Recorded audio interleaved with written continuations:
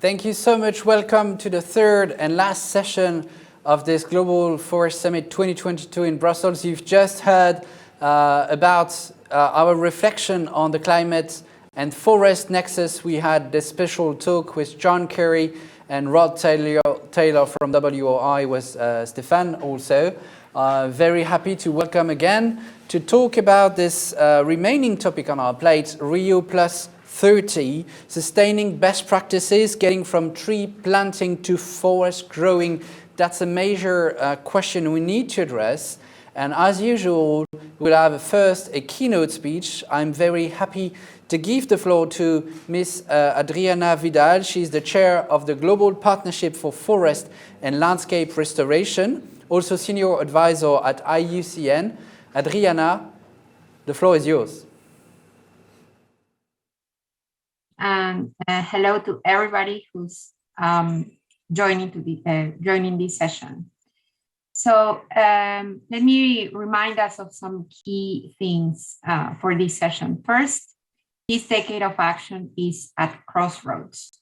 We know where business as usual production and economic systems have brought us, as much as we know that we need to shift our ominous trajectory. This is reflected in the commitments, pledges, and goals signed by governments and the private sector regarding climate change, biodiversity, and desertification, with specific goals concerning forest ecosystems. We see initiatives around the world with forest landscapes restored, sustainably managed, and conserved.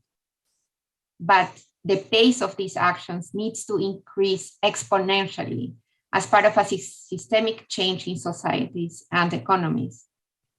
We are still losing primary tropical forests at a staggering rate of 12 million hectares a year. And last year's NYDA report showed that between 2018 and 2020, emissions from primary forest loss comprised 24% of global gross emissions.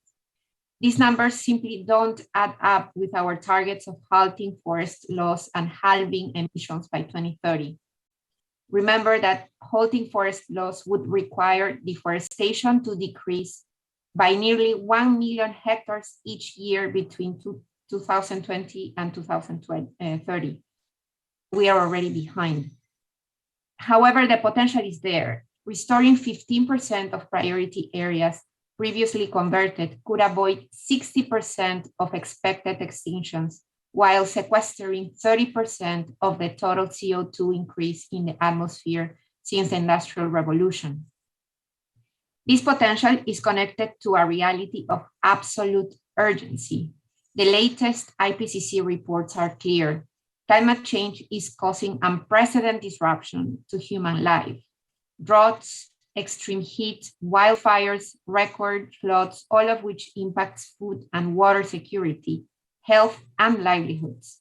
Climate change is also pushing species to extinction, as well as the degradation and loss of natural ecosystems. System transformation and economic transition to reach net zero need to be translated into actions that tackle several fronts at the same time. Emission reductions, increasing adaptation and resilience, all with biodiversity positive outcomes. So let's bring these ideas into the context of this session and sustainable forestry management. As a nature-based solution that encompasses conservation, restoration, and the sustainable use of forests and landscapes. But concerns about the implementation of these actions in relation how they are done, whether they focus on a single benefit like carbon in detriment of ecological integrity of the landscape and the rights of people who live there. The Global Partnership on Forest and Landscape Restoration, formed by 35 governmental and non-governmental organizations, is guiding restoration implementation so it's done right, supporting the application of FLR principles across the board. These principles aim to guide the cycle of planning, implementation, and adaptive management to restore forests and landscapes. FLR is not just individual actions, but is a comprehensive approach that has been applied extensively on the ground to identify drivers of deforestation and degradation and offer cost-effective solutions tailored to local communities' needs, linked with market and government incentives and measures needed to achieve long-term impact. With the UN Decade on Ecosystem Restoration underway, the GPFLR, as well as many other decade partners, are supporting the scaling up of forest management, restorative and conservation actions guided by tools and best practices learned over the years. I heard in a previous session about the need of guidance to ensure environmental and social integrity of investments in MBS. And this is a type of partnership that we can build with sectors interested in contributing to this system's transformation. So they are guided by current science and best practices. So let me about the potential. There is a potential to restore ecosystems in 40% of the area. A fraction of that, 1 billion hectares of degraded land, have been pledged to be restored. Now we have the opportunity to create an economic transition that puts nature at the center, to restore lands and production systems, forests where they are, and sustainably manage our forest resources for the comes. Thank you for the opportunity to share these thoughts with you. I wish panelists a fruitful discussion and debate during the session. Thank you so much, Rihanna, for being with us and shedding the light on key data we need to understand in addressing the key the theme of today, Rio +30, sustaining best practices getting from tree planting to forest growing. The panel starts in a minute.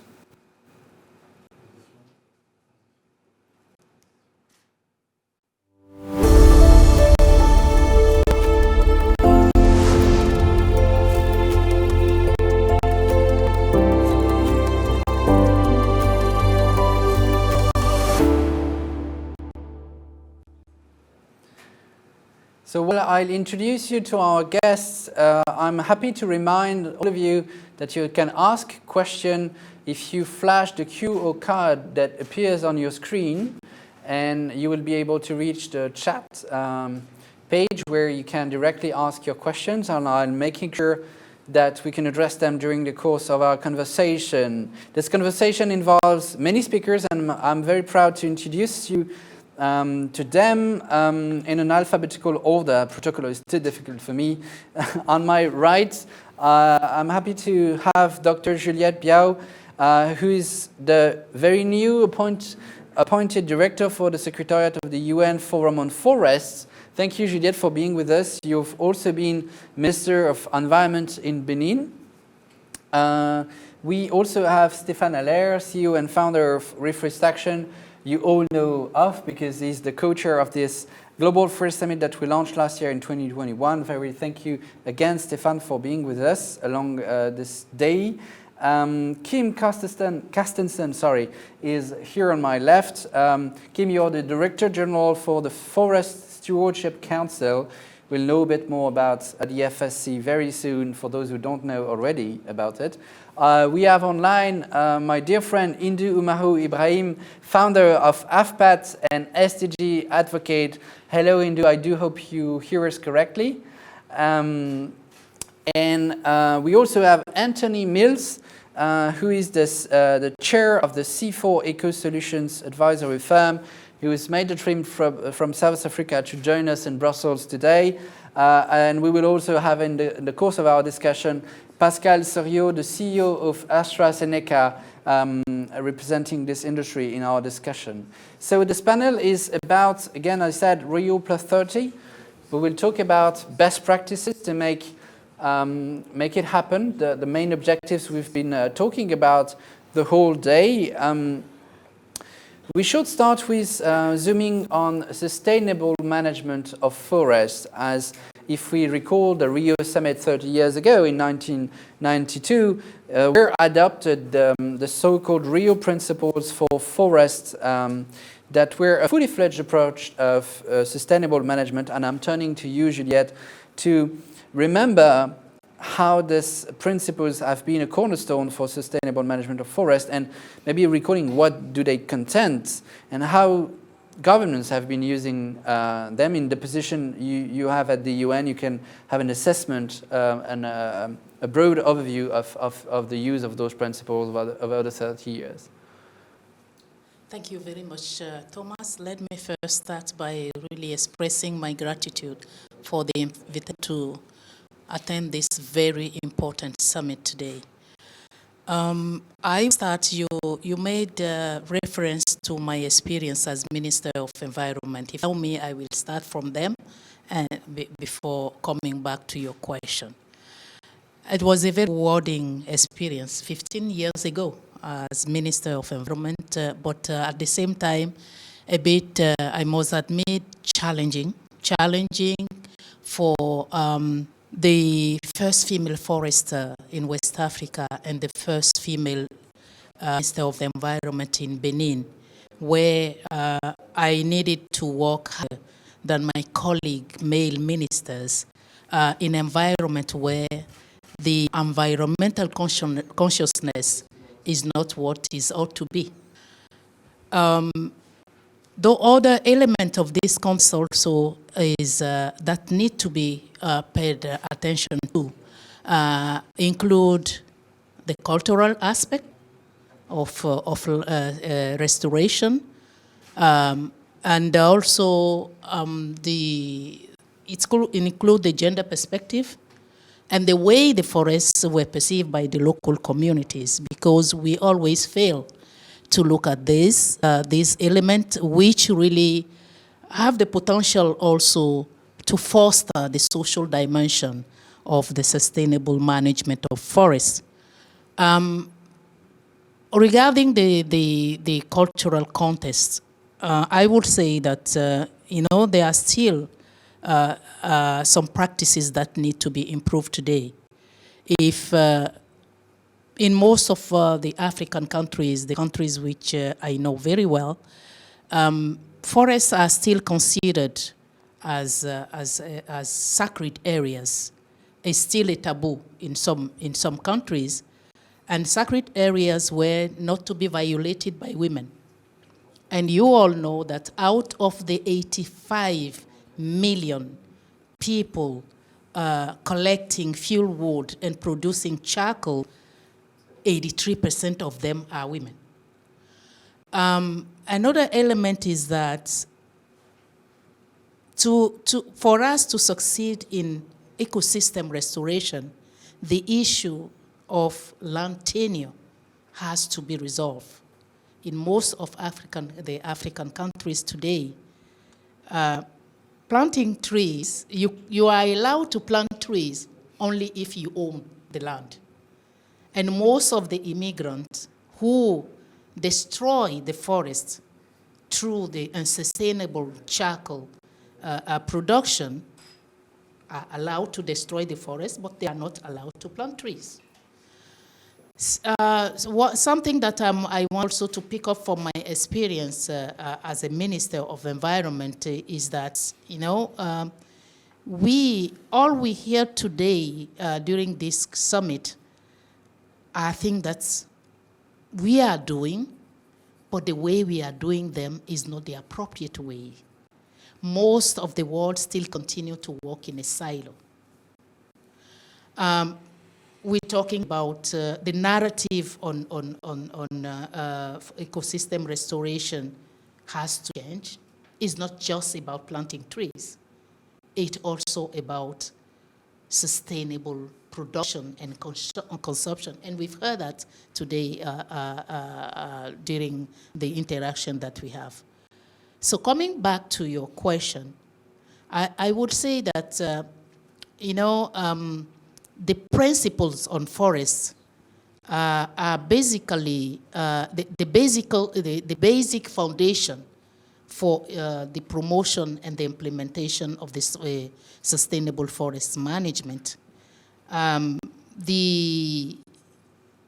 you know, countries were not able really to agree on a global convention on forests, but at least they agreed on principles, a step forward to promote and manage sustainably forests.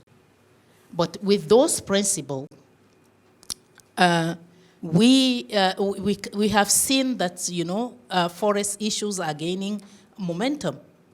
And in the UN General Assembly has countries really agreed in 2000 to create the United Nations Forum on Forest, and also adopted the UN Strategic Plan 2017 to 2030, which fully align with the Agenda 2030 and Sustainable Development Goals. The UN General Assembly adopted also the International Arrangement on Forests.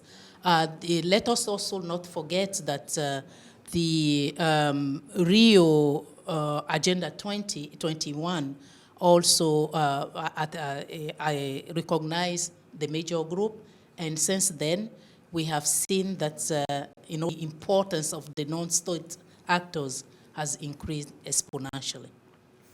Thank you, Juliette. You've made many points that I'd like to highlight before turning to Anthony. You've mentioned something that is very dear to my heart, is that making one's way as a female policymaker was very hard at time. It's still very hard. And while the UN is hosting its commission on the status of women those days in New York, it's important to remember that the theme that they have to cope with is women and climate, because women face even more the climate crisis consequences than men. And your experience is a good opportunity for me to recall this important event that takes place in New York those days. You've outlined the fact that the principles that were universally agreed without a global convention like the other conventions we had on desertification, on climate, on biodiversity, were guidance through the years, and through the years they've also been improved. Turning to Anthony, because at the origins, this Rio Principles were on sustainable management of forests, and from a year to another, this topic is enlarged. We have seen contribution from the IUCN on restoration principles, from the Kew Garden with recent golden rules. The International for Ecological Restoration has also outlined new standards and principles. And last but not least, the UN Decade for Ecosystems Restoration that was launched is also enriching this corpus of knowledge about the way deal with forests. You have been part of the design of the strategy for the UN Decade on Ecosystems Restoration. Could you tell us a bit more about the way this principle has been enriched from a year to another? And thanks, Thomas and Stefan, for the opportunity to speak at the summit today. Yes, the UN Decade on Ecosystem Restoration promises to bring a new into ecosystem restoration at scale. The key word being scale. In that there are hundreds of millions of hectares needing restoration, and forest restoration as well as other ecosystems. To date, individual projects have been at scales at thousands of hectares, maybe tens of thousands if we're lucky, running over conventional cycles of 5 years, maybe 8 years if you're lucky. They scattered hundreds of thousands of them around the world, but there hasn't been a unifying body and vision to bring all things learned from those initiatives globally under one umbrella program, so that we can take the next leap, unprecedented leap for the planet, to move from thousands of hectares to millions of hectares. The jump that we need to do as a global society is absolutely enormous. And I think that is one of the main value adds that the UN Decade on Ecosystem Restoration is bringing to the global table, so to speak, to form an umbrella program where everyone can act as partners, working towards this scaling challenge. And part of that challenge is scale in time, and that's where the sustainability comes in. How are we going to ensure our land use that we change today is still taking place in 50 years' time? That's an enormous challenge. How do we do that contractually, legally? As you mentioned land tenure earlier, how do we get those land tenure arrangements in to ensure that when land changes hand, the new owners don't renege on the earlier agreements? That's a massive challenge and requires legal professionals amongst others. So there's this challenge of time, but there's also the challenge of scale in terms of area. And it's difficult to imagine how big 1 million hectares is. You have to drive if you want to see a full 1 million hectares of degraded landscape, I ran the calculations a year back, you can only see 5 to 10 kilometers on either side of the road when you're driving along a highway. You need to drive for 12 hours at 100 kilometers an hour to see just 1 million hectares. Hundreds of millions to do as a global society. Where we get those workforces from? The professionals to change land use. And the UN Decade on Ecosystem Restoration is about rising to that challenge. The vision of hundreds of millions is restored within a decade. Trillions of dollars are going to be needed. How do we raise that? Tens of thousands, millions of jobs to be created on the ground. And, well, there's the strategy on the internet. I think it's a 20-page document that goes through in great detail how the UN envisages tackling these challenges. One of the leading ideas is to form a global restoration movement, generation restoration. We want the children and students, children coming out of schools and students coming out of university over 10 years to be extremely well educated in the nuances of ecological restoration and the complexities, which are considerable. So, in terms of coming back to your question, sustainability, we need global society to change their mindset as to what ecological restoration means. It's more than planting a couple of thousand trees on a hill slope. It's tackling it. We tackle highways and dams. We need to be spending billions of dollars. We will look at the details on the way to make it happen later in the conversation, but you mentioned the scale issue, mentioning few years. It's about restoring 350 hectares by 2030, which is massive. We have been almost half the way, but we are far from the end of the road. To Juliette, because you also mentioned I would say the global governance in this UN Decade for Ecosystems Restoration. It's co-led by UNEP and FAO in general, because it's about ecosystems in general. But if we zoom back on forests, it's back to the UN Strategic Plan for Forests that Juliette mentioned, and she's, I would say, in charge of at the UN for forests. This strategic plan for forests is fully aligned with the frameworks we've talked about. Could you let us know about the level of political endorsement you've had for that strategic plan and the hopes you have for its implementation? Because we seem to have it, but we lack clarity on implementation. Having a plan sounds a good way forward. Thank you very much, Tom. I think, as I mentioned, this UN strategic plan on forests were adopted by the countries, and really they own it. It includes the 6 global forest objectives, and luckily we have also, there is also a mechanism. Juliette, could you mind putting your mic like this so that we hear you better? Yeah. Thank you. Along with the adoption of this UN strategic plan, another mechanism was put in place just to kind of offset the difficulty countries have in mobilizing finance. We heard all along the interaction today, the issue related, the challenge related to the finance.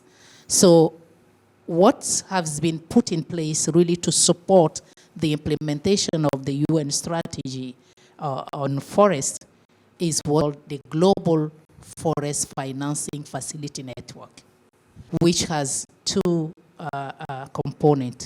The first one is really to support countries in developing the forest financing strategy at the national level. And the way we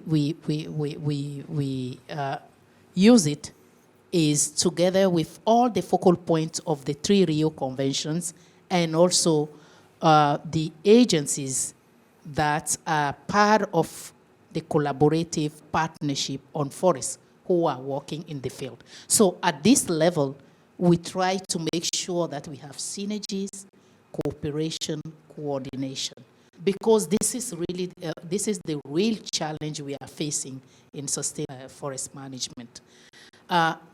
This global forest financial facility network also has what we call the clears, where we have an updated information about where are the opportunities to finance for activities. This avoid also, duplication, overlap, and also the fatigue of potential donors. It also has an information, update information on best practices on sustainable forest management. We have 18 countries who are ready to mobilize after benefiting from our support to mobilize multilateral funds. We still have 17 other countries who are on their way also to be ready to do that. We must not also lose sight in the challenge that we still have access the Green Climate Fund. Yeah. Roles are changing every day, and it's becoming expensive to developing countries because it requires many studies. Absolutely. Thank you very much for this clarity. It's sometimes tough to envision all existing initiatives, roadmaps, frameworks that we can refer to. And this Global Forest Summit 2022 will have had the chance to pinpoint everything together. In that realm, it's meant also to involve civil society and at large, but I'm turning to HINDOU, who is the founder and coordinator of AFPAT, because when we speak about involving stakeholders, there is a specific category we need to focus on in making sure that their voice has been heard and involved in the design of policies. It's what we call indigenous people, and HINDOU, you are one of the representatives of indigenous people in all these arenas. It has been said all day long, we need those voices to be heard and involved. Do you feel, HINDOU, that this is sufficiently achieved, that you are sufficiently represented in all these instances, as not only but also as an SDG advocate at large? Thank you, and hi everyone. It is such a pleasure to see like a 5 people sitting together as a panel, because that have been very, very long. I'm still smart of joining you from Zoom, so sorry to do that, but to cope with it.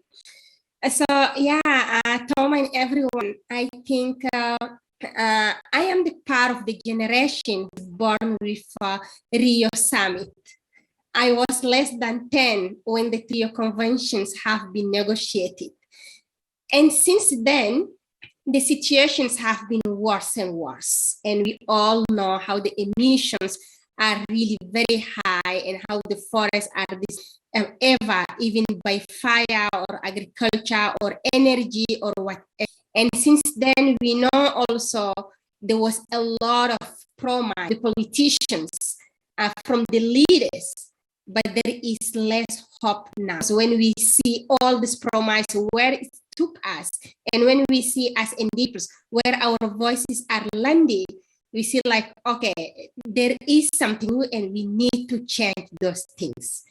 So when you look at firstly as indigenous peoples, we have been working on the ground. And then we fight with a lot of courage, climate change. We do not have any other use, but we use our traditional knowledge to do that. And we know how to live in harmony with the nature.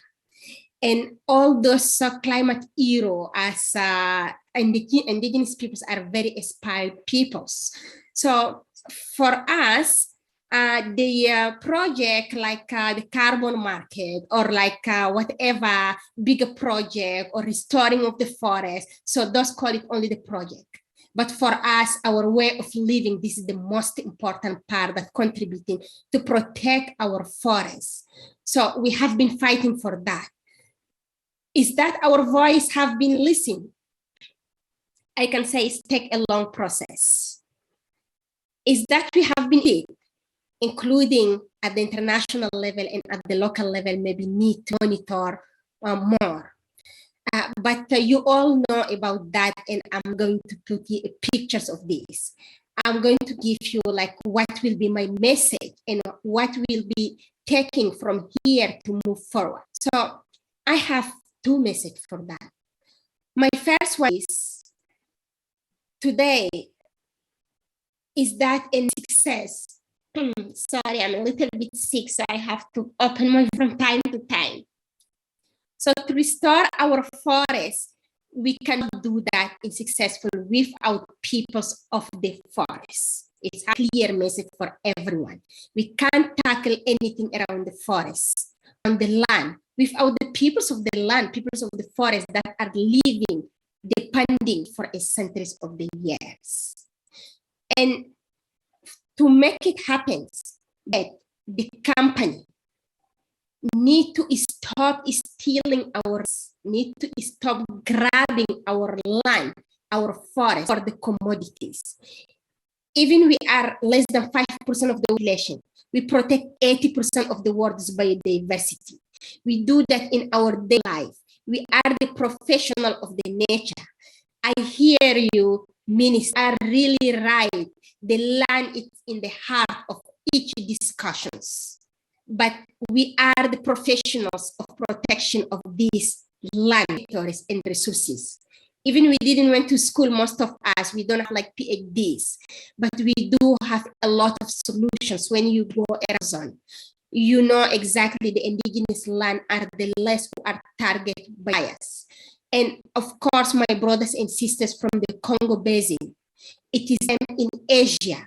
We know how to protect our ecosystems, but we can only if our land right is recognized and our land are not esteemed by the company or government who can give them for another commodities. My message is, we cannot do that individuals. We can do that only collectively. Indigenous peoples, we are presenting the features. We are not representing the past. Our traditional knowledge are a high technology, are essential to help the climate mitigation and adaptation. Maybe people is still that saying we are not using a smartphone or heaters, we don't have electricity in our communities, or some of them just like go and visit the forest just for holidays. But we wanted to tell you that the forest for us, it's our home, it is our shelter, it is our medicine, it is our food, it is our culture, our identity. So the forests are not only the commodities. So we need to be taken into consideration in any decision making. Of course, so far we saw that at the international level, some start hearing from us. And this is what's happening at the COP26. There was the promise of 15 billions to protect forests and land. And there is 1.7 billion for indigenous peoples-led solutions. So that's really good. But 5 months already after this COP. So we wanted to see the actions. The question is, where is the money? We can't still, since Rio to now, just work in the hope, in the commitment. So we wanted to see this cash in the tables to turn our traditional, to plant the right trees in the right place, because planting the trees, counting the numbers, it is the love that we are giving, and it is how we can do that collectively as a community. So that's really what we are asking for all of you. And of course, Thomas, I know that time is running, but I just wanted to say that the COP27 is approaching. So we wanted to see all the partners who are around these tables to talk about assessing the promise and keeping going all what we have to do. We know what we are doing all. We are all experts in a different field. So we need to do this reality in the COP27. Over to you.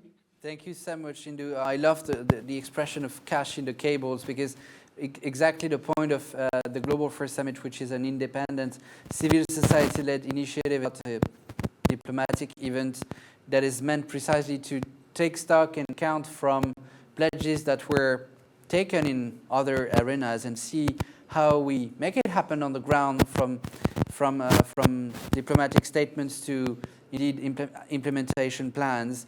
The fact that you pointed out the importance of indigenous knowledge is key to us, because when Stéphane and I designed the International Advisory Board of the Global Forest Summit, we agreed all together that it was not a science-driven event, but a knowledge-driven event, because there is a difference. There is a difference in science and knowledge, and this difference is precisely to grasp what you just said about taking into account this knowledge from local communities all over the world, especially in places where PhDs are not all before names.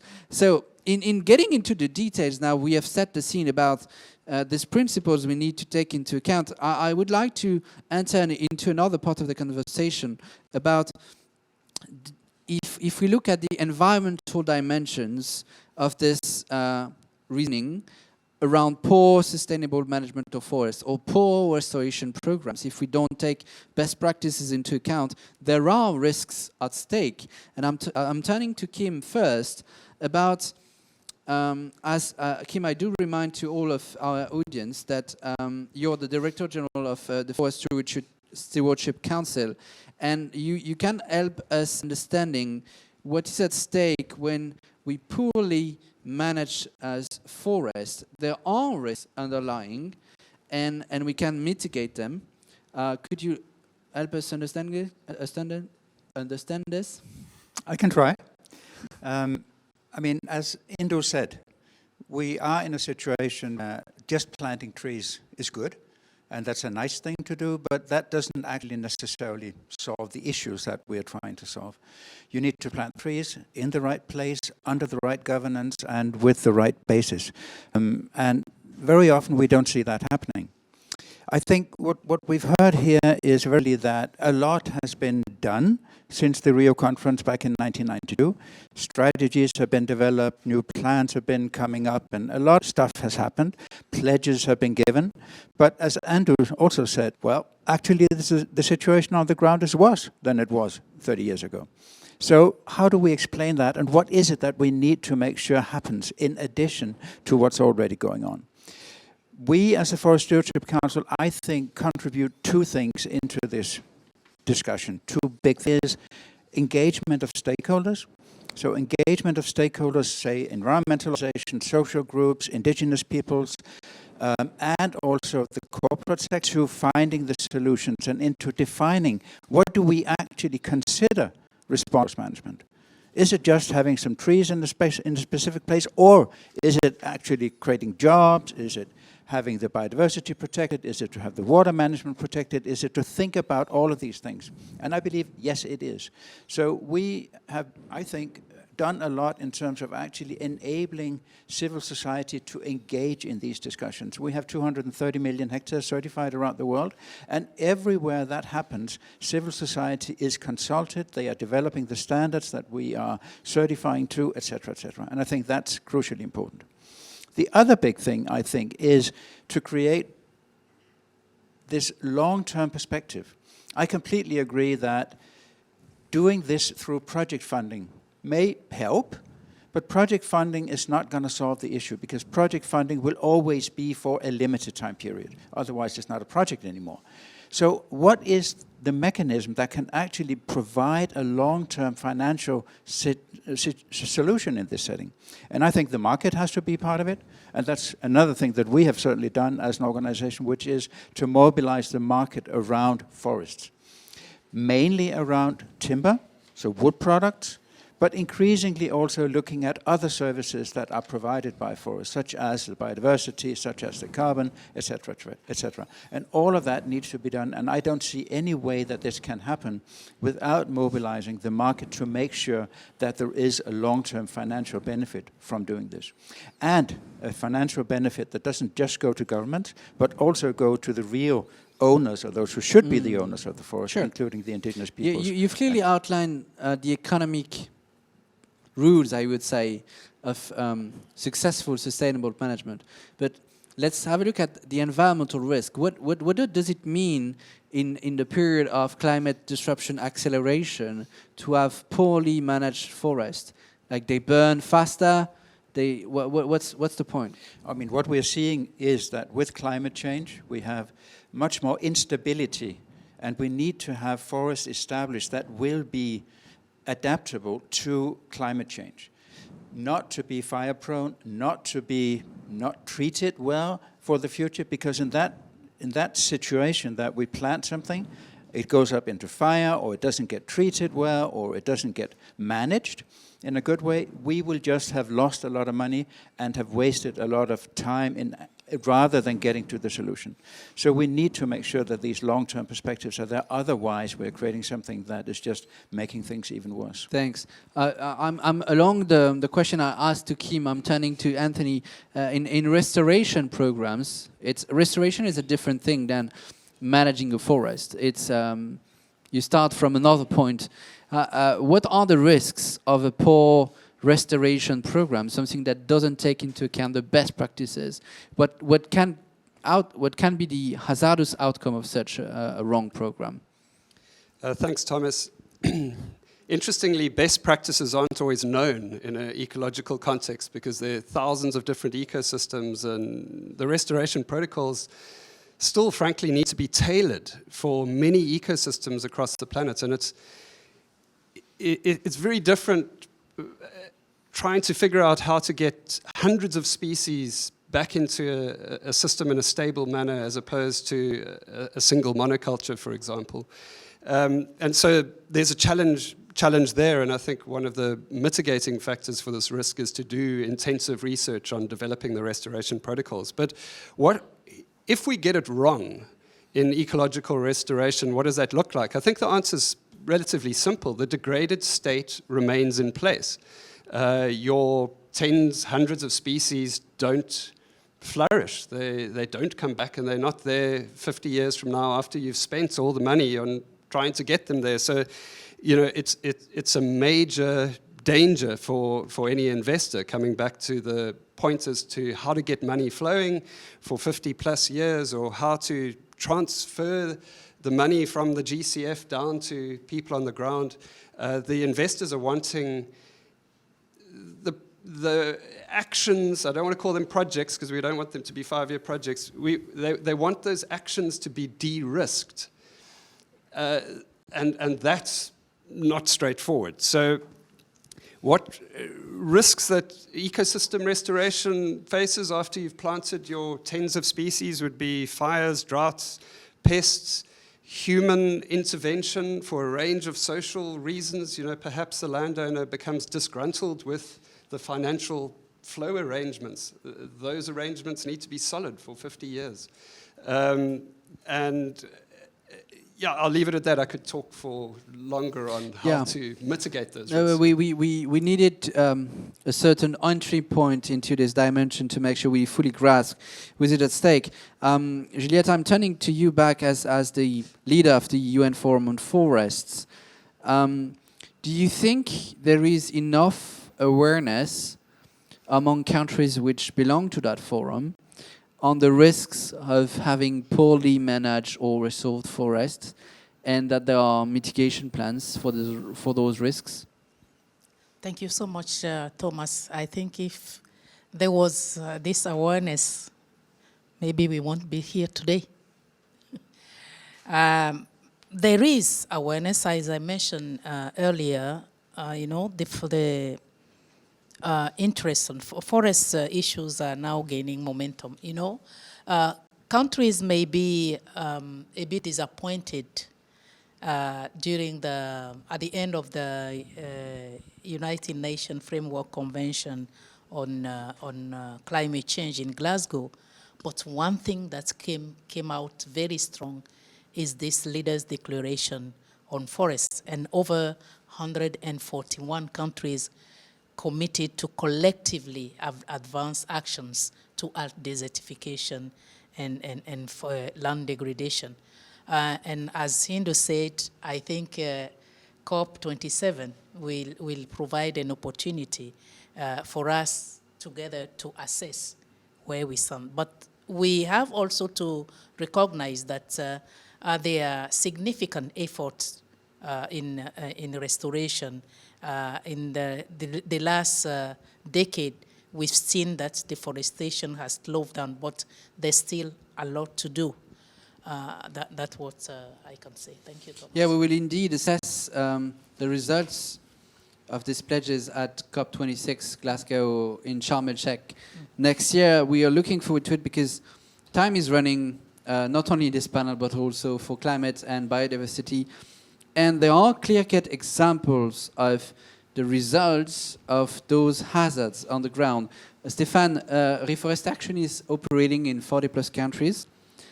When there is a wrong practice on sustainable management of forest, not sustainable management of any forest, on when a restoration program is going in the wrong direction, you directly see the effects that it can give, and those effects are dangerous. Can you tell us about the way you assess those effects and what lessons you've drawn from it to improve or sustain the efforts of REFOREST'ACTION on the ground? Yeah, I think Kim and Anthony went through the effects themselves quite well already. Maybe I can focus on what are the challenges we face when we implement projects in different countries. And if we don't know to whom the land belongs, you're in trouble.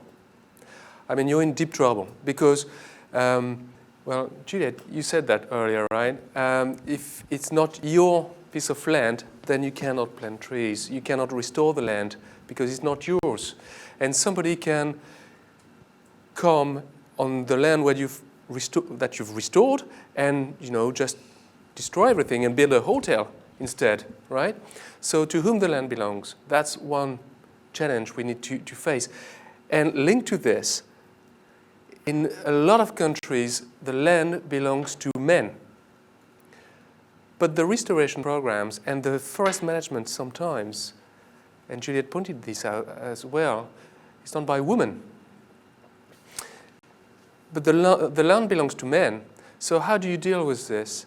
And I remember one of my trips in Senegal a few years back, where we had this whole meeting under a tree with all the community leaders, and we were thinking about how do we restore land, how do we make sure that it works and the project doesn't collapse a few years after. And there were only men under this tree. And we highlighted this topic, and we said, okay, look, how can we involve women? And one person stood up and asked his wife to come and say, okay, look, I give you 50% of my land, do whatever you want with it. It was the first ever in this village. And she started running agroforestry, having her yearly crop and trees around, because she knows what long-term is. She knows that her kids need to be fed on the long run, and the trees can enrich the soil, bring back water, provide shade, prevent strong winds to burn the cultures, and so on and so on. So to whom the land belongs, and how can you involve women in this project?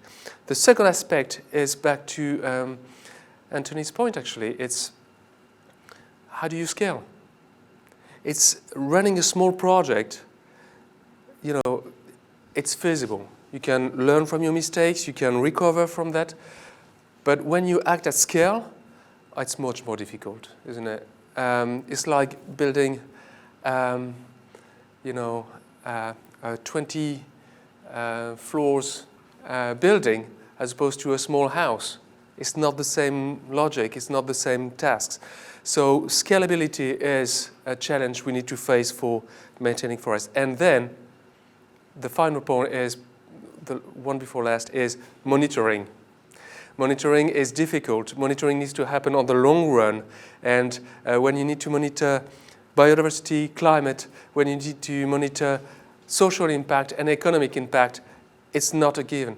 It's something you need to design in the first place, and you have to have the key indicators that will go through a 30-year period. And the last one we have to deal with is death threat for people who restore and maintain forest.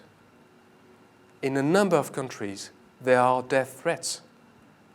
People receive threats through other individuals, through letters, through voicemails, and imagine yourself receiving a death threat.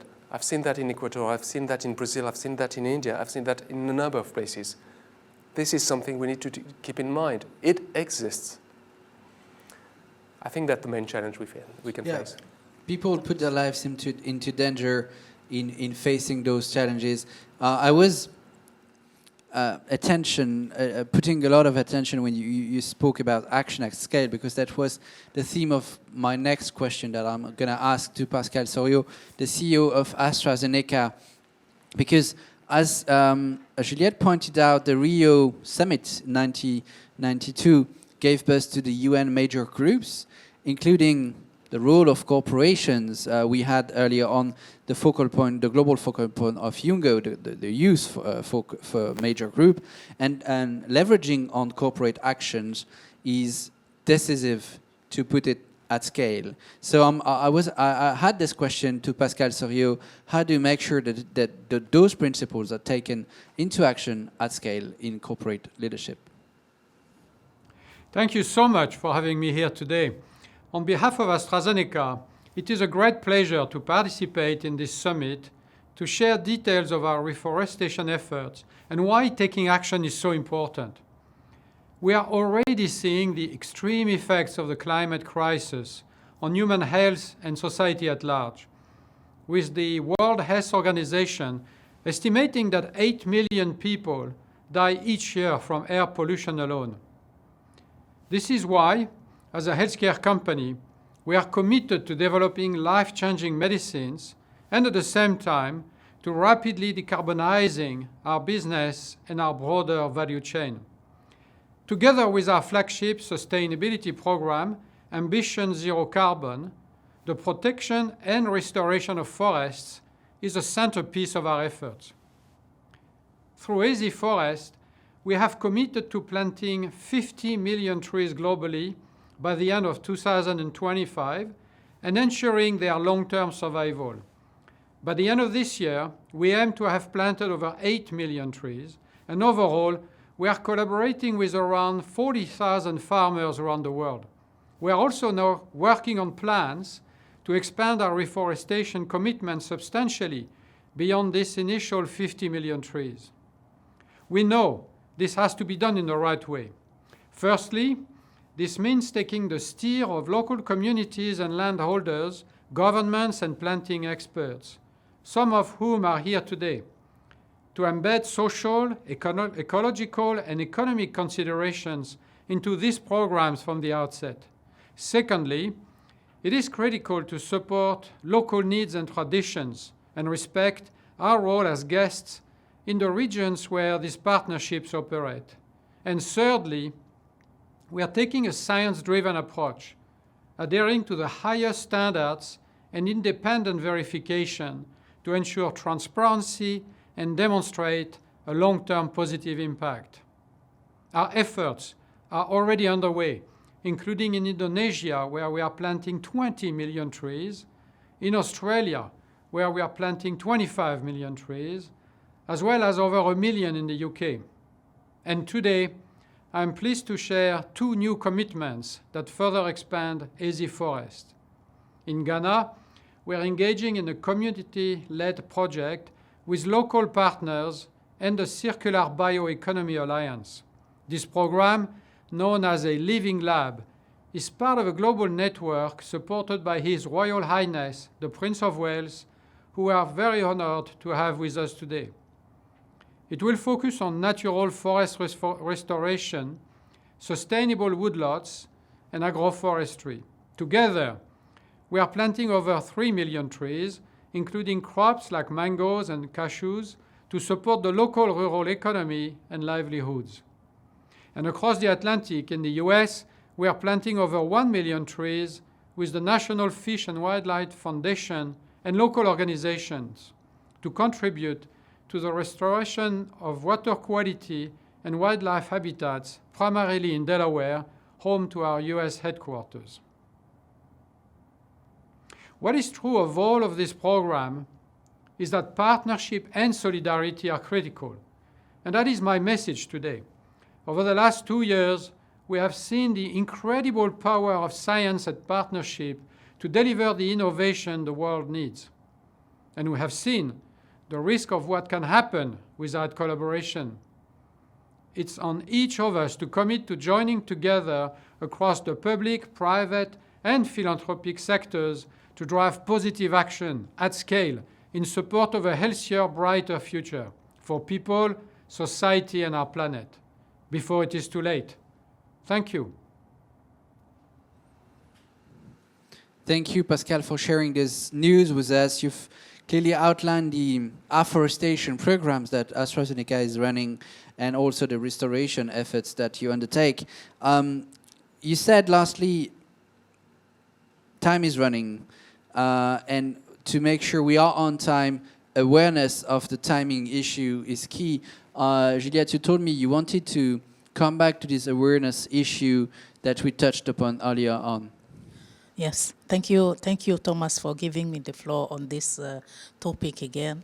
I have to say that there is an awareness on the climate that is changing, the forests we are losing, but countries may not have the whole pictures, whole picture on the consequences of the forests we are losing.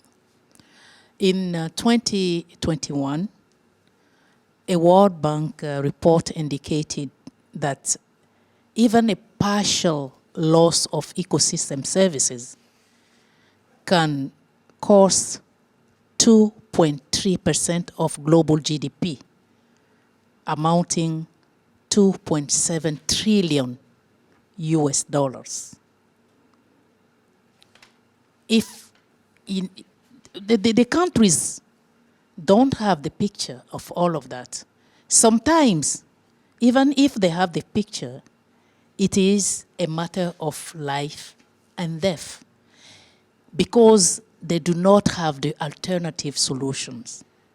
So I think what we need to do is really to see ecosystem forest management as a developmental issue, and to also think about the alternative to support the people.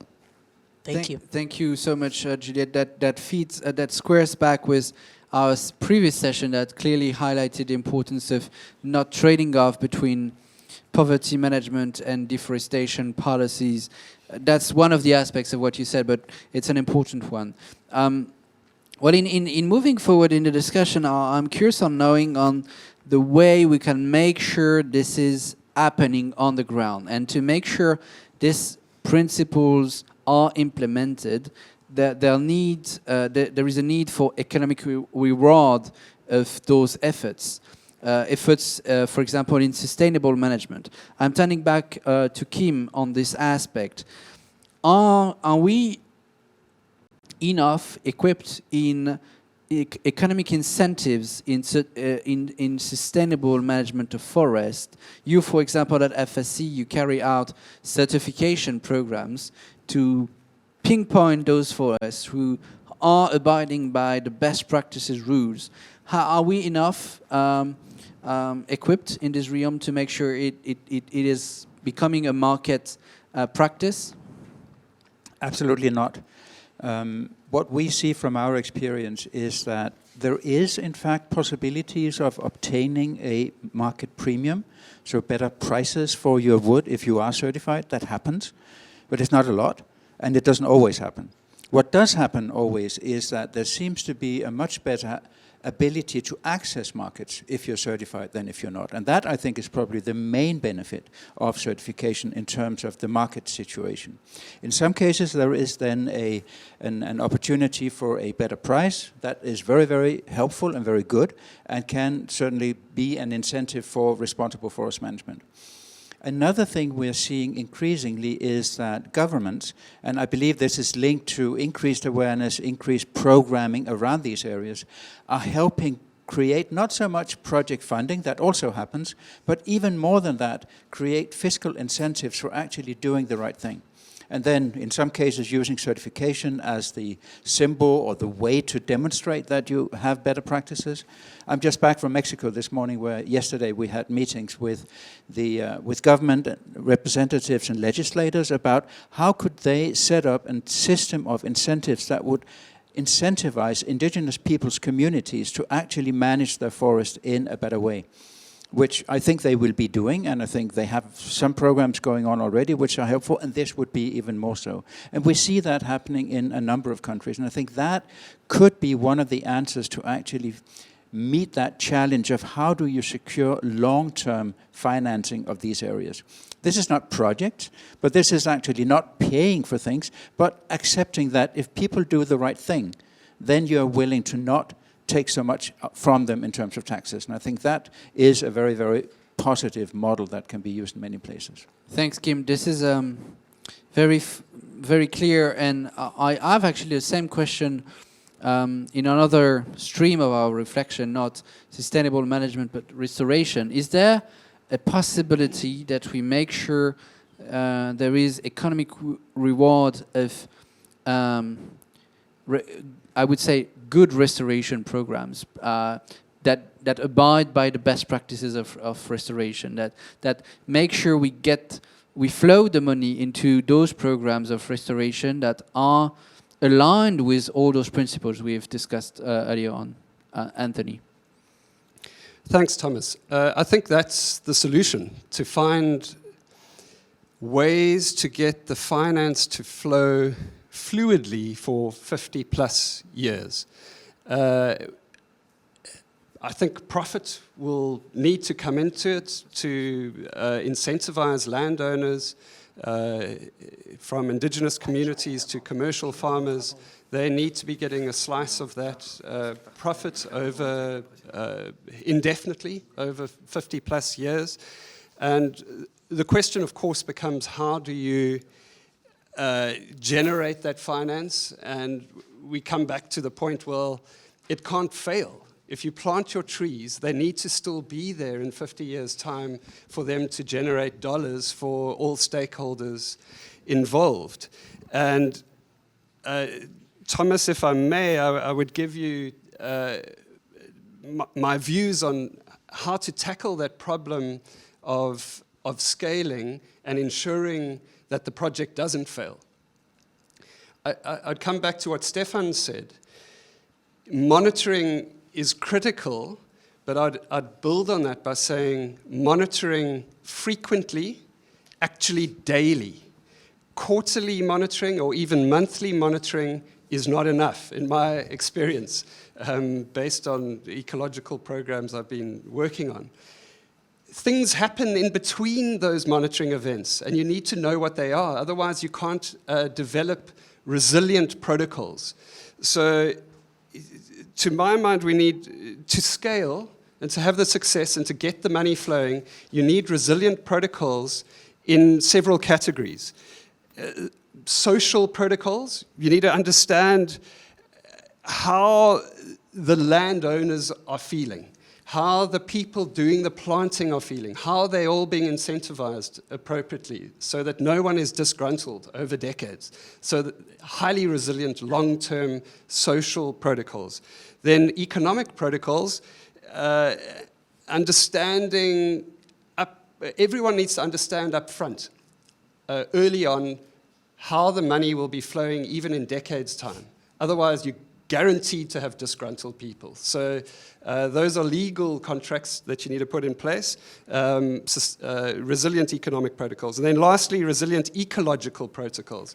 And I think arguably those are the most difficult of all because there's so many potential curveballs from heat waves to fire to herbivores to pests.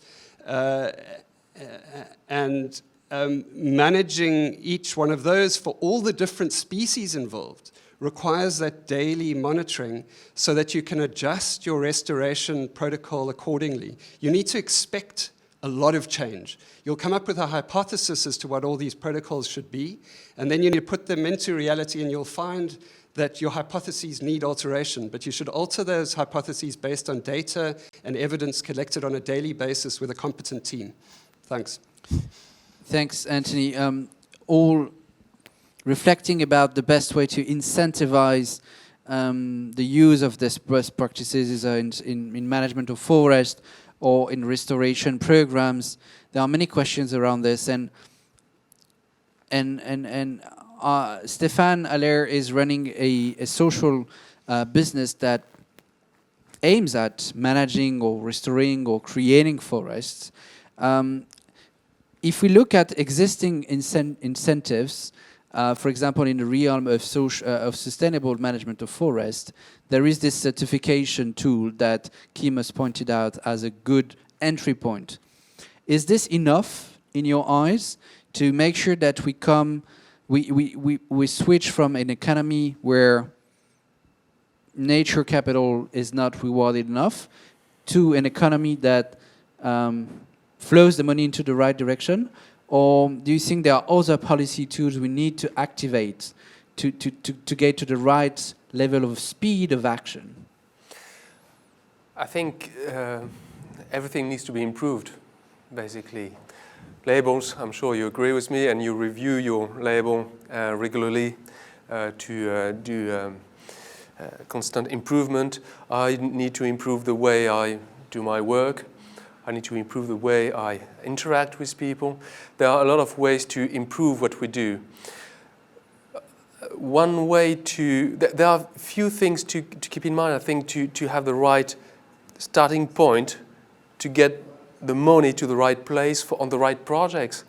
And, you know, focusing on projects where the diversity is, tree diversity, it's a good starting point. Monocultures are less resilient to climate change, as the scientists say. So diversity is a good entry point. Involving stakeholders, we've said that a number of times. HINDOU highlighted this again. Having a holistic approach of a project. And when I say a holistic approach is when you when you have incomes from your forest because you have timber, for instance, why don't you consider other value chains? Why don't you consider other incomes from your forest? It doesn't have to be a single product forest. It can be several of them. And I've seen a number of forest situations where you have timber, but you have also ecotourism, you've got vanilla, you've got cocoa, you've got a number of non-timber products that come in addition to the timber incomes. So all of this needs to come into the loop, and having a holistic approach is probably something very, very SENI can do. And finally, approaching forest with a great deal of humility is a good reflex you can have, because you never know how exactly the forest will react to what you do. So you can foresee, you can forecast, but reacting with humility is probably a good way of approaching this. Yeah, thanks, Stéphane, for highlighting this point. That was the key issue of the special talk one we had this morning. Human humility is needed because nature is much smarter than we are, and sometimes we step in ecosystems that we don't understand. But about this incentives and best practices, there is one objective that is at the heart of all those principles since the inception of the Rio Principles, and that have been alive along the improvements that we've been mentioning. The key is sharing benefits with locals, either indigenous tribes, communities, etc., etc. HINDOU, you are active in Chad.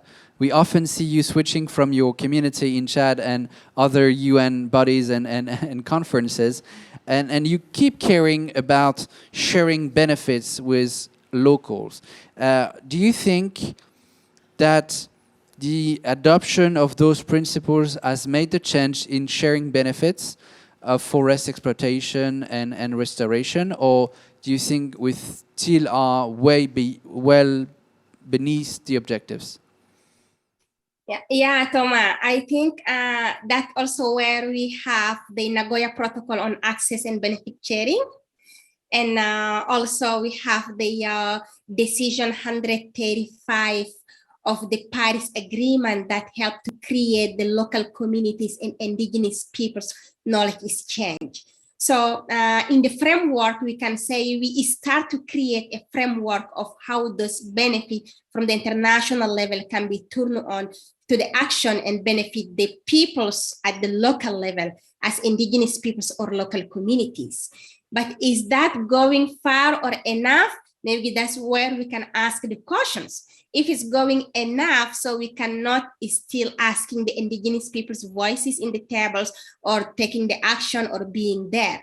So most of the programs, if I can say, or projects that they can mention maybe, but they are not acting on the ground for indigenous peoples and by indigenous peoples, because there is difference of when you have a project or program, you go to the ground and say, I wanted to involve indigenous peoples with your ready project. Then if you have an idea or you wanted to have an idea, you go to the ground and ask the communities how we can going to build that together. So that's the two different ways. I think the most needed now as indigenous communities on the ground, it's how each project and program can be built up with us, by us. How we can decide on how we can design all those projects. Because as you all say here, I really like the way that you say the project have a lifetime, but the forests have longer, and then the peoples of the forest have longer.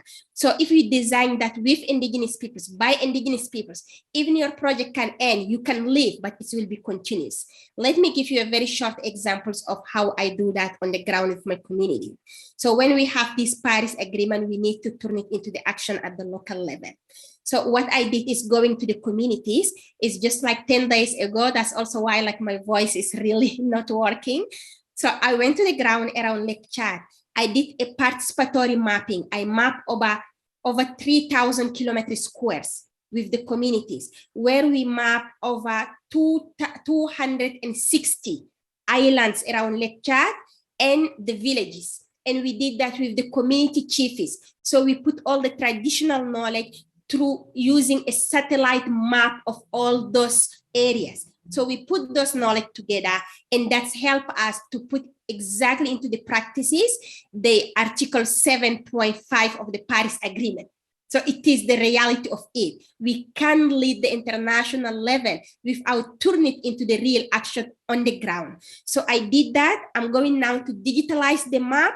I'm going to go back to the community, build up a convention between the communities on simple three things.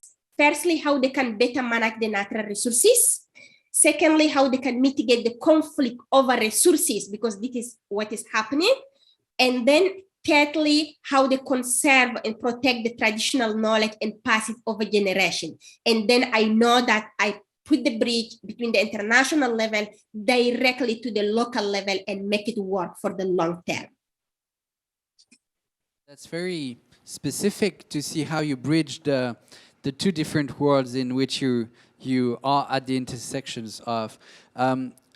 I've been speaking of this question of sharing and involving indigenous communities or local beneficiaries of forest as if it were constraints, but it is actually an advantage in many aspects. That's something you've been computing in your operating model, Stéphane, in the different programs you run with REFOREST'ACTION. What type of benefits you take in being liaising, working with local people? Yes, you're right. We start a project. It's not our project, by the way. It's the local people project, the indigenous projects. We're here to support them. And the first benefit is you know what to do. I don't know what to do when I go to the Amazon forest, for instance. I'm just back from the Amazon forest, where I spent a couple of weeks with indigenous people. They live a different life than me. I don't have their knowledge. I don't have the way they feel, the way they interact with forest. HINDOU said, I've noted that down in my paper, indigenous are professionals on forest protection, professionals on nature, and this is very true. They can, you know, they find their daily food in the forest. When they're injured, they find the medicine in the forest. They fight cancer from the forest.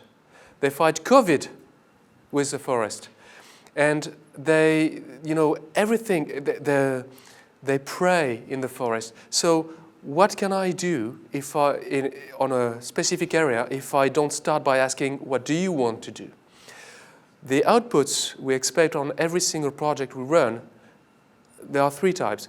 One is climate change. So that's a given. It needs to help fighting climate change. That's science-based. Second is it needs to improve biodiversity, science-based. But the third one is it needs to improve the daily lives for local people. I don't have the answer to that one. The indigenous people, the local people, they do have this answer. And you see, for instance, in Ecuador, when I was last week, I asked the question, okay, how can we help? How can we support your project? How can you already take care of your forest. What do you need? And the answer was, we don't need to plant trees. We've got trees. We don't need to protect the trees. We already do that. What we need to do is to create value chains from our forest to get more income so we can build a school, so we can have access to hospital when need be.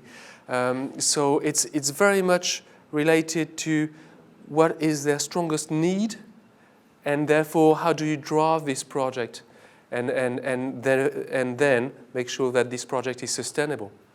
Thanks, Stéphane. I'm sure that Gregorio Mirabal, who you met in Ecuador last weekend, is a keynote speaker of the closing panel, will also develop a lot about this perspective. I'd like to turn to Kim again once before we wrap up with Juliette this panel.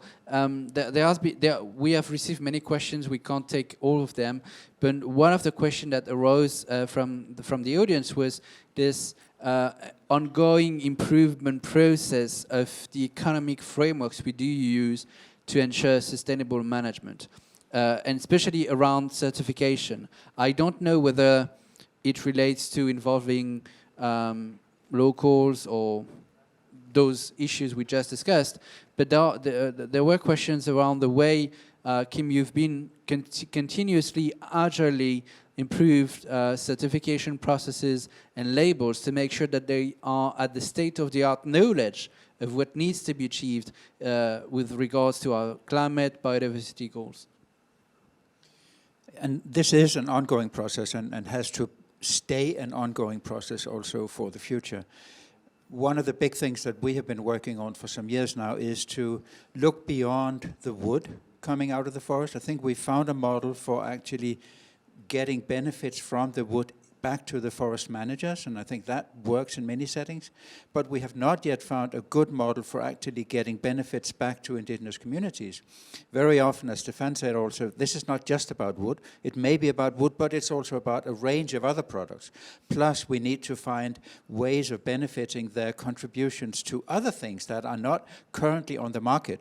We may now be getting a carbon market, that's good, and seems to be coming up, but we don't yet have a market for biodiversity. And how are we going to get that? And I think those issues are going to be crucially important. And finding ways not just of strengthening the standards, that's one thing, but also of making the standards relevant in different settings and for different types of products and services. That, I think, is a major, major challenge. Thanks for letting us know on the way you reflect on your way forward. It brings us back to the global architecture of the Global Forest Summit that I recall is now meant to be a yearly global landmark conference for forests that follows 4 tracks: combating deforestation, enhancing quality restoration, fostering sustainable management, and finding funds on the ground to make it happen. The third UN Global Forest Goal is precisely about forest sustainable management. And I'm turning back to Juliette as our last question. One way to achieve this goal was precisely using certification, as we've discussed earlier on, but it's certainly not the only way forward. And I was wondering on the way you work around this objective of getting making sure that we reach the point of enough forests sustainably managed. One way to figure this out is that we need to at least achieve having 860 million hectares of forest certified. That's not the UN figures, but that's the way we could review the literature on understanding it. What are the other policy options on top of certification that we can have to ensure sustainable management of forests as per UNFG 3? Thank you very much, Thomas. I think before I respond directly to this question, I just want to highlight something since we've been talking about the benefit. And it also has to do with the challenge we have today to have the private sector on board. I think what people usually see is the natural asset, the potential in the forest. But when it's come to sustainable managed forests, it's good to hear here and there that we are planting billions and billions of trees. We always hear about the pledges, but what it takes to get there, I don't know if stakeholders are getting it. We need to go back to the basics. You know, to have all those plants that we need to produce, it's a huge opportunity for jobs. When you go back to the forest, the what they call forestry research, I mean, from the flowering phenology for seeds conservation, for seed collection, and to get to the plantation, it creates jobs, and it's about infrastructure that the private sector can also tap into. So I just want to mention that, and it's an opportunity also for the indigenous people to benefit. So upfront, there are huge opportunities that we are not tapping into. This is the reason why the United Nations Forum Forest Secretariat is aiming at promoting what we call restoration readiness program and plans. We will go back to, the forest, the reserve forestry to make sure that all these pledges will come, to a fruition. For the private sector, I think the question about certification. Use your mic like this. Oh, sorry. Thank you so much. Yeah. I think there are still some issues. Of course, certification is a tool for a responsive management, but the problem is that it's viewed as a commercial issue, and that sometimes creates a kind of reluctance and suspicion, as does also the issue related to carbon credit. If I refer to what the government official said when we went in Congo to talk about the peatlands, is that, there is still a lack of transparency around this carbon market.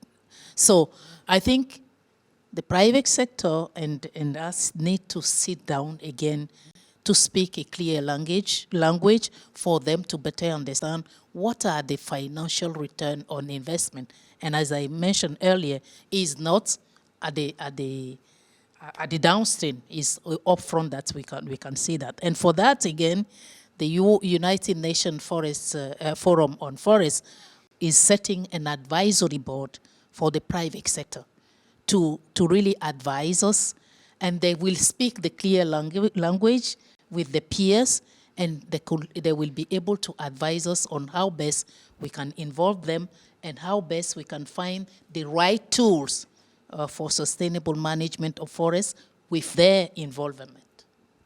Thank you. Thank you so much, Juliette, because your answer brings us back to the first question we asked this morning on the way to operationalize carbon markets in serving very fast, clearly and boldly the objectives we've set up. This is one of the good news out of COP26 on top of the Glasgow Leaders Declaration on Forest and Landscape. It's the fact that we now kind of have a rule book of the way we can operate carbon markets. Stéphane said clearly, and Kim said it, so we don't have a biodiversity market, but still we now have a bit more of clarity. It's important to know that the UN Forum on Forest will keep researching and making sure this clarity is fully operational in protecting forests, in restoring forests, and in fostering sustainable management of forest. We are done now with this third session. I would like warmly to thank you all for having shared your insights around this topic, as it's a bit of a privilege to celebrate together Rio +30, because there won't be any special UN events for this. There will be only the Stockholm +50 conference in June in Sweden. But before you leave us, we will have another insight, and I'm marking a pause now before we get to the insight session.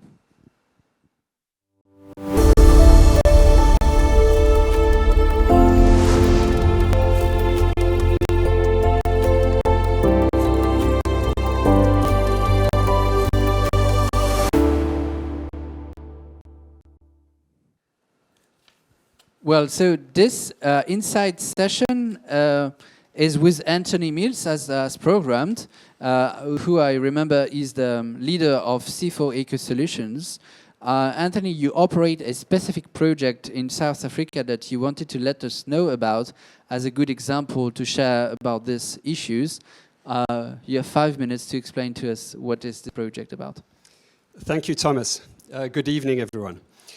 If you had traveled in the late 1800s on the southeastern side of South Africa from the town of Oudtshoorn up to Somerset East, you would have encountered a dense, impenetrable forest over hundreds of kilometers, stretching over approximately 1.5 million hectares. Given the dry, hot conditions of that region, you may well ask, how does a forest come to evolve in it?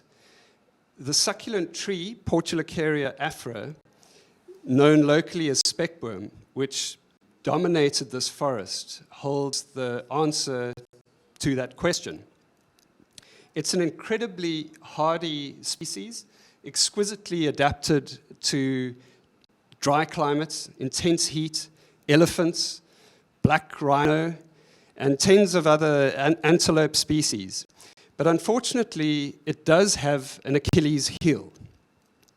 Unless you manage the mohair-producing Angora goats in an extremely effective manner, they will eat those speckworm plants, stems and all, down to the ground and convert your beautiful, dense forest into a dry, stony desert. Over the last century and a half, the thriving Angora goat mohair industry has done exactly that over 1.2 million hectares of this land. But fortunately, there's a way to reverse this desertification without compromising the mohair industry. The recipe, restoration recipe that is, that we've honed over the past 20 years with intensive research is simple. Plant the speckworm back, remove your goats for about 5 years, and then bring the goats back in carefully managed numbers. After about 10 years of restoration, you will have more goats on your sustainably farmed on your restored land than the adjacent degraded desert. As a result, the only barrier to restoring the 1.2 million hectares is funding. Funds to plant the speckworm cuttings over that huge land area, and funding to compensate the landowners for taking the goats off for the 5 years. This barrier is being overcome, farm by farm, as impact investors are increasingly becoming aware of this investment opportunity of restoring speckworm forests at scale. There are a wide range of benefits that accrue from restoration at that scale in the speckworm forests, many of which can be monetized. Once the speckworm cuttings have established, for example, carbon floods back into that ecosystem. Indigenous plants also return as a result of bird-dispersed and wind-dispersed seeds. Rainwater infiltrates deep into soil profiles and aquifers instead of eroding away the soils. Forest birds and other animals return, and ecotourism opportunities will abound, especially if the landowners opt to bring back wildlife like black rhinoceros instead of the Angora goat. So the journey of learning how to restore the speckworm forests and how to quantify the benefits has been a long one, taking place over 2 decades. And although we have a long way to go to restore the full 1.2 million hectares, I consider our journey to date, which includes planting speckworm over thousands of hectares, to be highly successful for one simple reason, and that namely that investors are presently willing to restore tens of thousands of hectares, and their plans are being developed to restore hundreds of thousands of hectares. So consequently, I see it as just a matter of time before we are rolling back the desert in its entirety. Viewed through the Eastern Cape lens, the restoration of 1.2 million hectares is game-changing. Thousands of jobs will be created, forest will replace desert over hundreds of kilometers, and the economy of a province as a whole will be greatly boosted.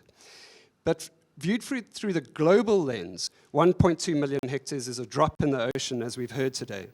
And as I mentioned, the UN Decade on Ecosystem Restoration highlights that hundreds of millions of hectares are going to be needed to be restored over the next decade, given the crisis that we're in. So what is a main lesson that we can take from the speckboom restoration journey to assist in catalyzing other large-scale restoration initiatives globally? To my mind, the answer boils down to science for two main reasons. Firstly, the scientific method maximizes our chances of developing successful restoration protocols. And secondly, quantifying the benefits, such as the carbon return, in a scientifically rigorous manner will generate a wealth of credible information that investors can use to take decisions on large-scale restoration initiatives. Thank you for the opportunity to speak to you this evening. I hope that many of you will be able to visit us in our restored forests in the Eastern Cape in the years to come. Thanks. Well, that's an invitation indeed. I duly took note of it. Please take it up. And Anthony, thank you so much for having the humility, as Stefan invited us to talk about a project that you told yourself is a drop in the ocean. That's the main issue I have on my mind at the end of this Global Forest Summit 2022 is to make sure that we avoid dropping figures, dropping pledges, dropping promises, get to action on the ground, and that we avoid projects that are drops in the ocean. And that's why I wanted Stefan maybe to react, because this is a project, one of the many projects that you've been supporting over the past years in South Africa, for instance. How do you drive the change by projects and in figuring out something that is bigger, a bigger change? What's the next step to scale it up? Yes, we as I mentioned earlier, at REFOREST'ACTION we support project holders. We don't run projects, we support project holders, just like Anthony. And we've been working together for a few years now. And the way we interact is, it's quite, constructive, I would say, because Anthony has a deep knowledge on how to implement a project and how to scale project. 1.2 million hectares is huge. I mean, there are very, very few projects. I don't know, this is the biggest project we plan to run at REFOREST'ACTION and with Anthony.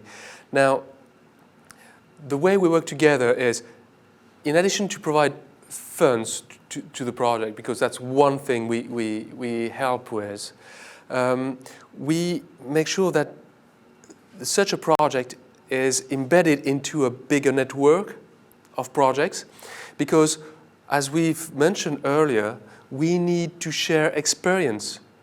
We need to learn from each other. And we've been running more than 1,000 projects in 40 countries at REFOREST'ACTION. There is a lot of information to share. How do we scale? A number of project holders in Kenya, in Colombia, and so on, would learn from Anthony. So we can link project holders together. But also what we can do is to embed Anthony's project, if he wanted so, into the Circular Bioeconomy Alliance. Again, this Circular Bioeconomy Alliance, which will be described in the closing session, is an alliance that promotes bioeconomy, an economy based on biodiversity. And His Royal Highness created that, Prince of Wales created that a couple of years ago.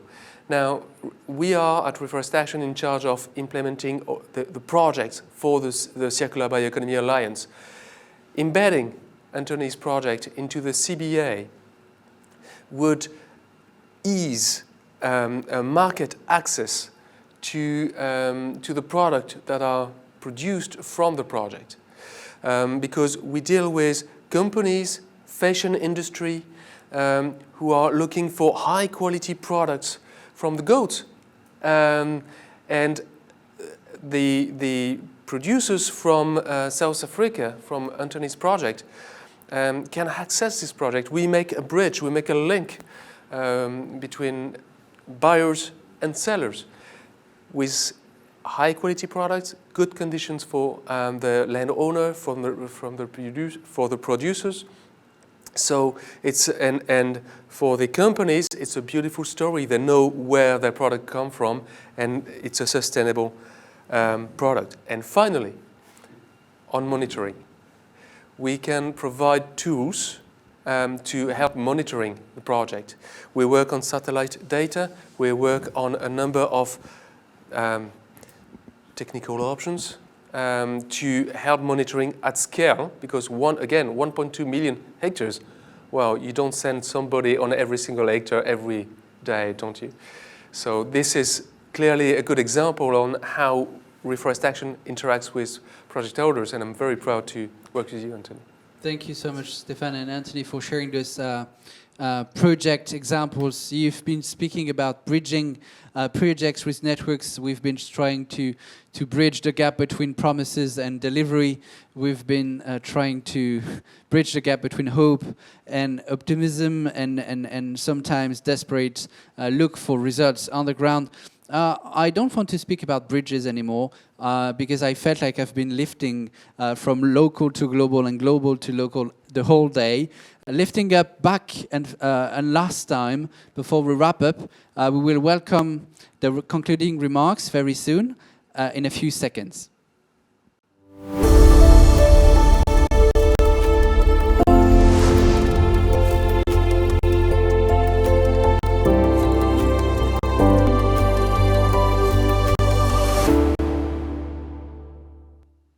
So I said lifting up to the concluding remarks. I'm happy to welcome in the room Dr. Isabella Teixeira, who is one of the advisory board members of the Global Forest Summit and today co-chair of the UNEP's International Resources Panel.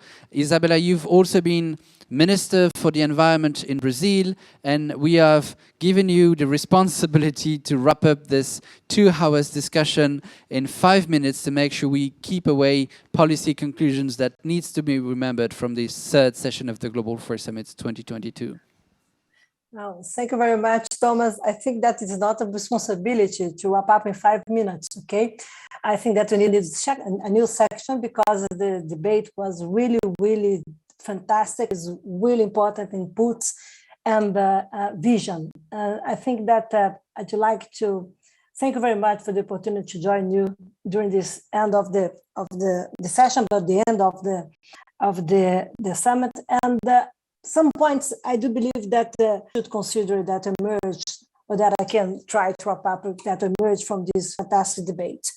The first one is that this environmental climate crisis that is driving to a new paradigm shift. That means growing with nature.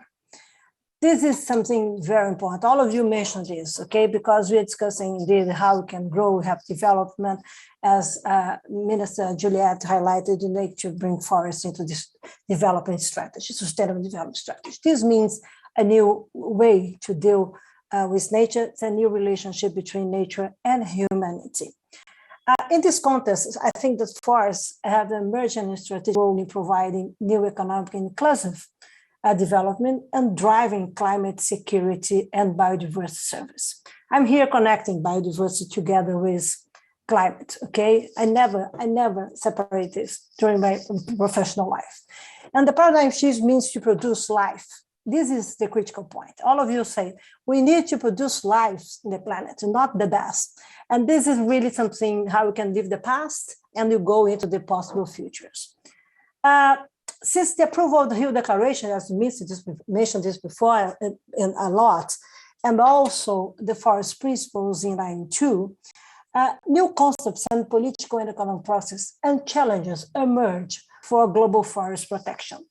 So forest issues are gaining momentum as a new momentum, as again, Minister Juliette highlighted or mentioned, but we need to win, or in my opinion, regain a seat at the global solutions table. This is very important. It's not only the environmental constituency, but also the climate constituency. We need to understand the role of forest protection and the political role that's coming in new geopolitical climate arrangements. For its purpose, a contemporary review about forests must be negotiated. dealing with the short-term and long-term commitment, and making risk real beyond the scale and low well-being, social equality, and security. So scale is something very important, as we've discussed, but we cannot forget well-being and social equality, and then also security, because no solution should without providing security for local people and recognize the civil rights. So the emergent connecting dots between climate change and natural resource efficient use must host the strategic perspectives of ecological restoration and the new role of sustainable forest management. It means to make our impacts and value nature and recognize nature best. When you go into Glasgow decision, Glasgow Pact, we can see that we have different solutions considering carbon markets, regulated environment, but please don't reduce forests as carbon wars. This is very important. Please, this is something that is a huge today to debate forests. Close the importance of forests, consider the carbon market, but forests more than carbon warehouse. Okay, driving to tomorrow reveals critical challenge to account for the nature, not just the past. It means to get back to nature, to mitigate, to adapt, and to be resilient, and to recognize the mistakes of the past.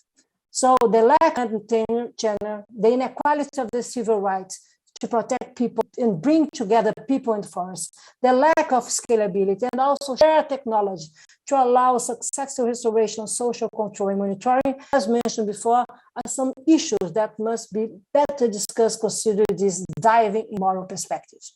Forest protection is part of the critical elements for building a more efficient and resilient global economy. But it's important to recognize the diversity of challenges, like the role of indigenous people that was mentioned here, but the role of the indigenous people in a country like Brazil, my one, is different when you compare with another ecosystem, another indigenous people that is no tropical regions.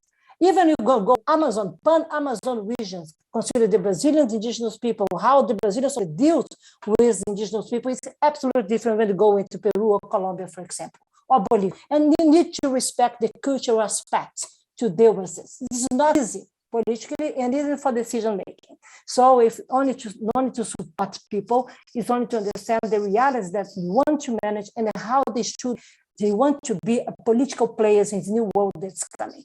It's talking about inclusive political perspectives. It's not only to do nature isolate of the realities that we need to be transformed, to be more fair, to be more inclusive, and more sustainable. Finally, I'd like to remember here that we need to move beyond green wishing. It's not greenwashing, Thomas. It's green wishing.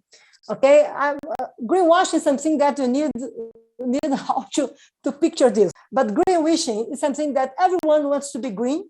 Okay, but not necessarily people are able to act in the right direction, to be efficient, and to use this as a political asset. So take care with how we can move beyond green wishing.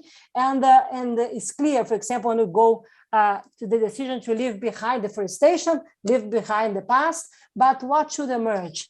And land degradation, what should come? How to come? Okay, and this is fascinating because you need to mobilize the political will to change faster, and you need to face the phasing down and the phasing out bottlenecks of the past into the present. You have this duality today, and you don't know how to manage this. What's happening in COP26 was a clear example for this, and the dispute between developing and developing world. Finally, my last point here, because I don't have much time, in the fight against climate change, sustainable forest management and sustainable forest protection really have a strategic role in facing forest degradation and making room for private sector co-responsibilities. But also to provide well-being and security for local people, okay, I agree. But you need to make clear what you want from the private sector, and you need to recognize that you have these official dynamics considered state actors, the official world, and you have these new dynamics emerging from the civil society, from non-state actors that understand that there is no time to buy, and they probably will impose new realities in short-term perspectives. Pay attention to this because forest management and forest conservation will play and should play an important role to redefine what you want from this agenda, not waiting for the next decades. We need to bring the future to the present, and for this, we need to play closely with the diversity of the society around the world, but understand better the challenges of, I think that Madame Juliette mentioned this, the challenge of the emerging new governance systems that's coming. It's not based on the past. I'm sorry, but the future arrives. Thank you very much.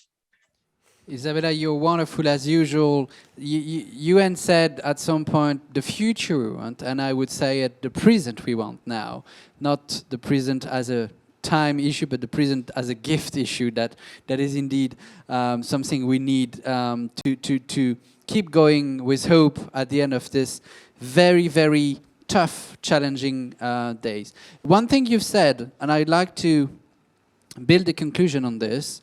You've highlighted the importance of security for local people, but in general, security aspects are an increasingly important issue within the multilateral system. When the Rio Summit took place 30 years ago, because this is the title of the session, it was not about security, it was about sustainable development. It was the first UN summit about sustainability. And it was paving the way towards the Sustainable Development Goals. And Sustainable Development Goals don't oppose sustainability to peace. That's why, for example, the Open Diplomacy Institute has chosen to name its action Crafting Sustainable Peace, because we do believe that if we don't achieve the goals we have been talking all day through, there will be not only wars, but social conflicts. And sustainability is a peace issue. That's something you've outlined, Isabella, and I want to take it away as we mark the 30th anniversary of the Rio Summit that brought in the way to the SDGs, the framework we need to refer to in doing so. I was willing to talk about the SDG because you concluded in saying it's a paradigm shift that is at stake. And precisely the SDG can be the compass we need to use to guide ourselves in moving towards this new paradigm. This is going to be the topic of the closing session that we will have very soon. Let's meet at 20 past 7 p.m. CET for the closing panel of the 2022 Global Forest Summit. See you very soon.